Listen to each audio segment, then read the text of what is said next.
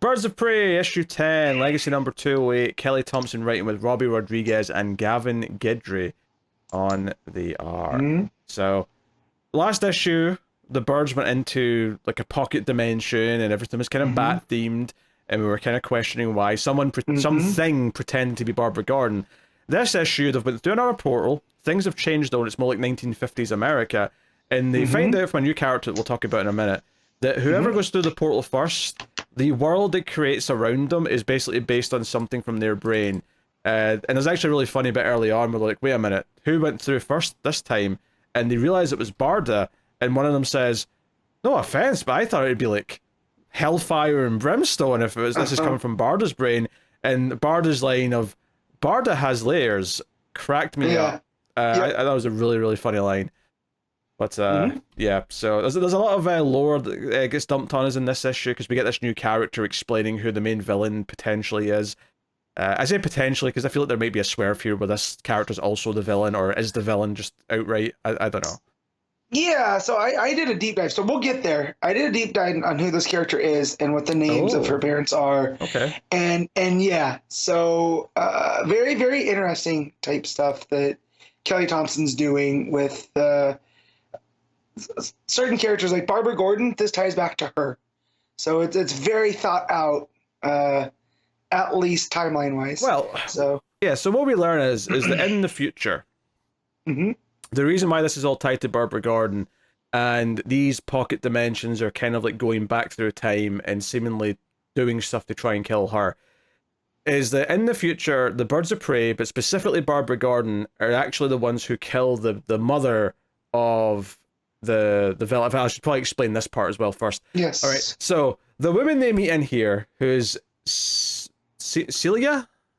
Sella. Sella. Okay. Yep, Sella. All right.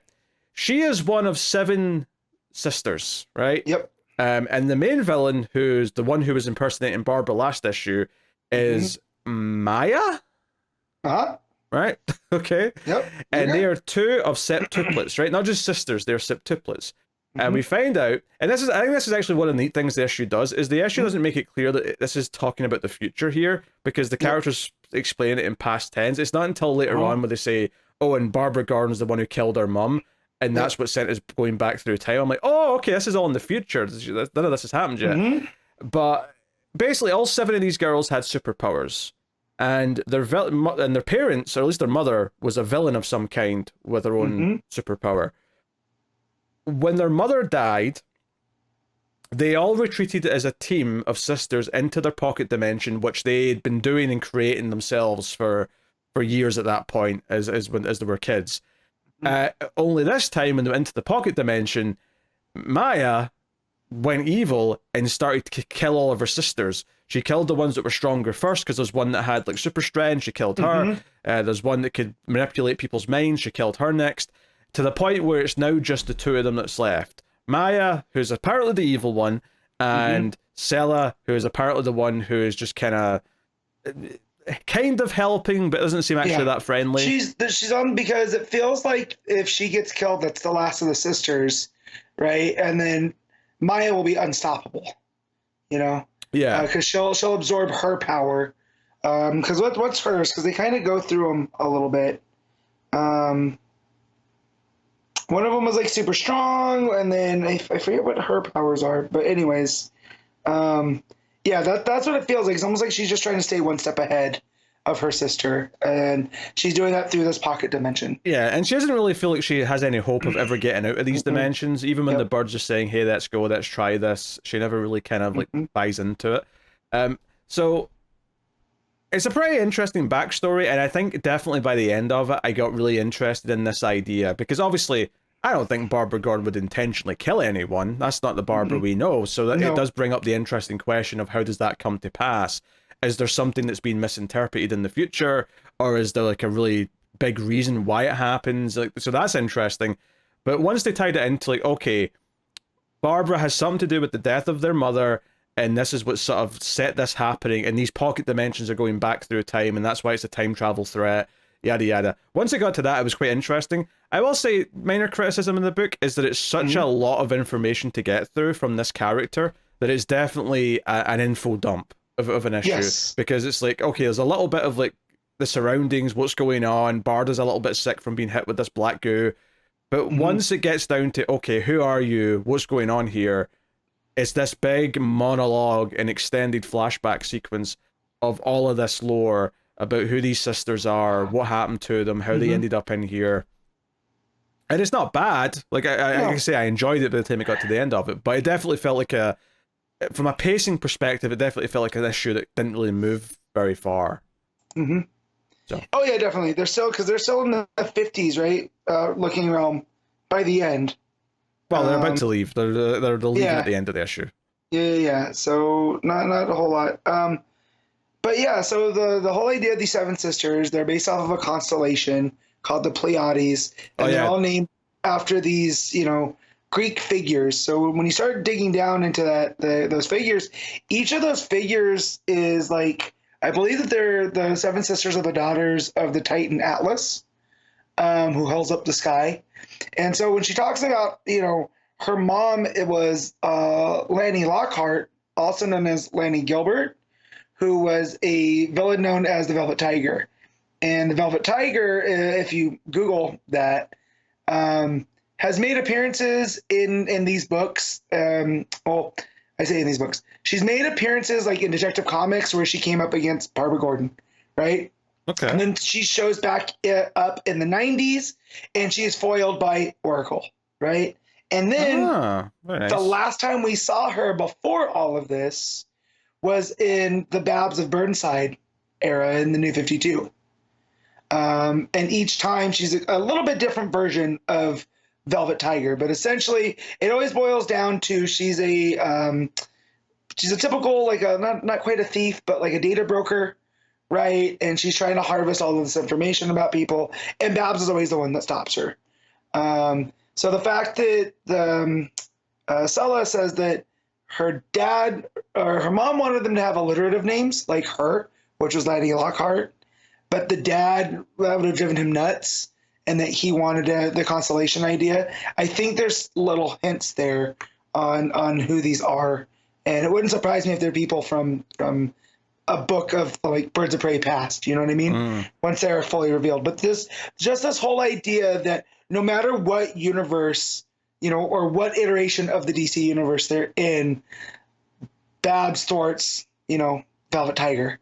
And that's almost the reason why now that these seven girls exist, and that one of them is coming after Babs. So that's the stuff that I appreciate Kelly Thompson doing.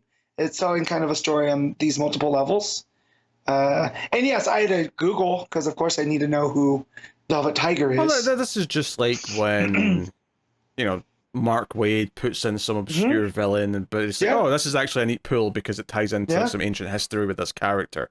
Yeah. Like this villain might be more memorable after this because of this story making a big deal out of it. And we do get to see Babs briefly. She wakes up and she kind of realizes she's in like some sort of 50s era. But she does establish one thing, is that she was making a contraption to get out of the room she was locked in before reality changed. So clearly she is jumping realities with the others whenever it changes. And the thing she made is useless now because now she's in a completely different type of room.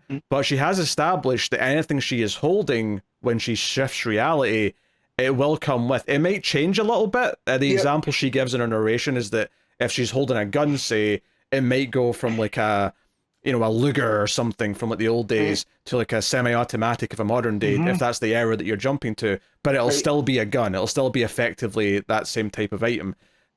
Which makes me wonder though, let's say you're in like a modern era and you're holding a smartphone and you go back to like pirate times, like are you just holding like a horn or something? Like something simple? What would be the equivalent of that?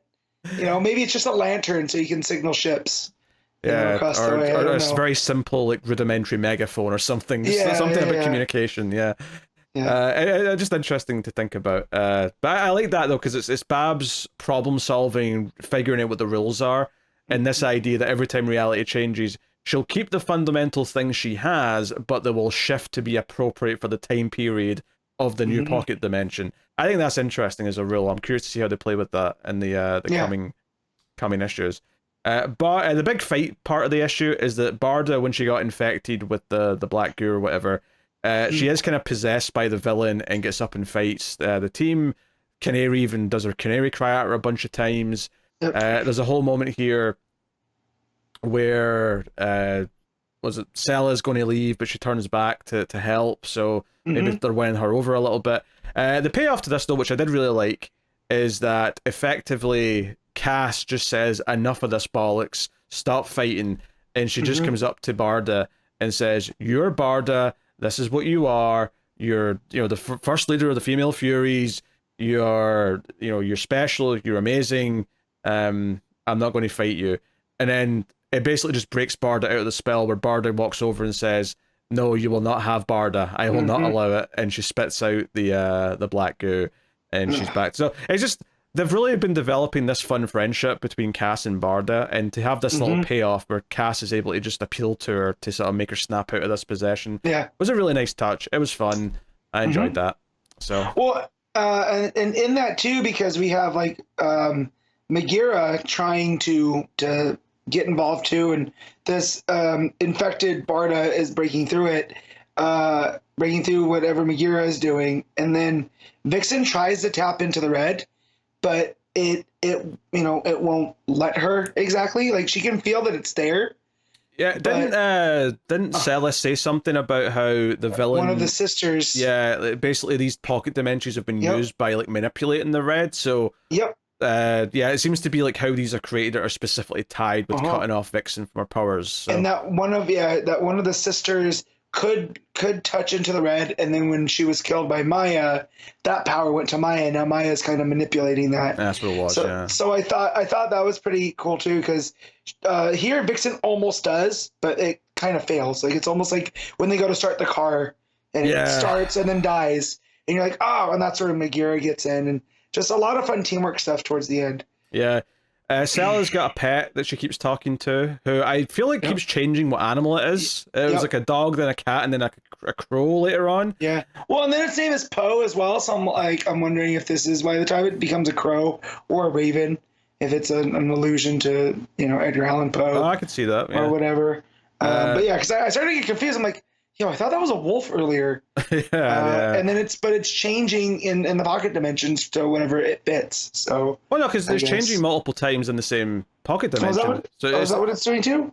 Yeah, because she's not changed pocket dimensions. It's just changing throughout. That's right. So that just seems to be specific to whatever it is. It's doing that. So yeah, at the end of the issue, they're sort of on the run because Maya's on her way, floating through the sky with all this energy around her, and it's like, hey, we have to jump through the new portal. On you go, and it's actually Sin that's going to jump in. And the final little sort of like question that's asked as she's about to jump in the portal is her and Medea thinking, wait, the pocket dimension's created out of what's in our heads and in our past. Is it going to take what's in Sin's head? Or is it going to take from Medea's past, which could be a very horrific pocket dimension if it takes from her, given that she's like a demi-demon god thing. So, I think that's a fun moment to end off on. Like, I think this is a really solid issue that really advances a lot of stuff. I think the only critique I really have is that because it spends like half the issue doing this big info dump, it does feel a bit less perfect in pacing than normal. I feel like Kelly Thompson's books are usually so well paced. This feels just a little bit more stilted because it's very much like, we need to stop now for all this explanation, and then we go, and obviously there's different art in that explanation, which will be the other artist for this issue. So it's good overall stuff though. It builds the story. I like the moment between Barda and Cass. I like the sort of establishing some of the rules with Babs starting to figure things out as well.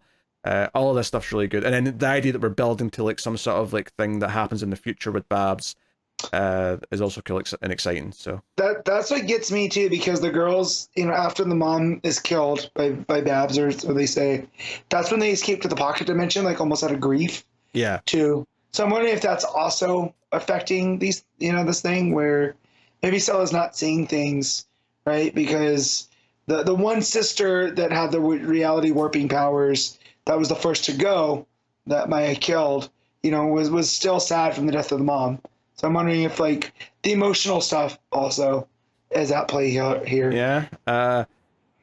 And they were kind of being kind of coy about who the father was, right? Like I wasn't just misremembering that. They're hiding it, and I'm probably reaching here, but like the whole like everyone having the initials LL will drive him nuts. I'm like, wait, is it Lex? Is it because he doesn't want 7 kids that all have the same initials?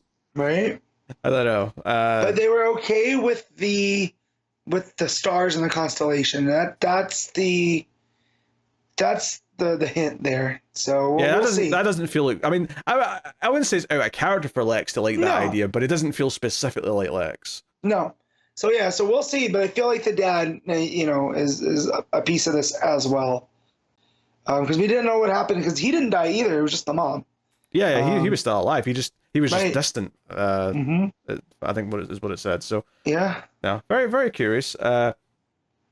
I do like the art by and large. I like the kind of the shadowiness of it, particularly when Bard is taken over and there's a lot of deep black inks. There's a lot of kind of just something as simple as like having lots of silhouettes and having kind of like, I think Cass looks really cool in this sort of 50s version of her outfit. I guess this is the appeal of this art for the artist, is that they get to be very inventive with lots of different variations of the costumes.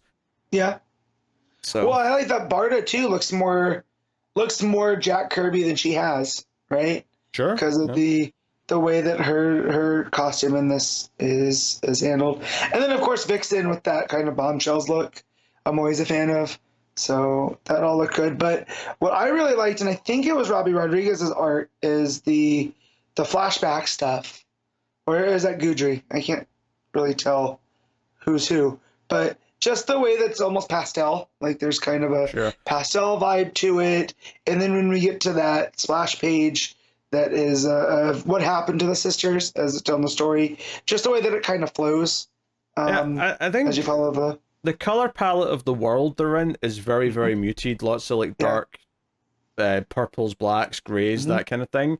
So it makes like when the purpleness of the portal pops up, or even just like some highlights on the characters really stand out when they've got something colorful, because it very much is different from the world. It's very drab around them. So it makes the yellow on Cassie's outfit stick out. The green on Sin's got like a green cape on this particular world. All that stuff really stands out, and it makes it feel like things are in the world that are not meant to be there. I guess is what I'm trying to say with that. Yeah. So, very, very neat. So, no, still digging the book a whole lot. Matt, what are you giving Birds of Prey? I'm gonna give this I'll give it an 8. Yeah, that's what I was thinking. Solid 8. I'm not going to go higher because I do think the pacing's a little less perfect than it has been, but still, I think this art keeps adding more to what's going on, and unlike Zarsky on Batman, everything it adds makes me go, ooh, that makes it more interesting, as opposed to, that's what this is? Yeah. So I appreciate that greatly.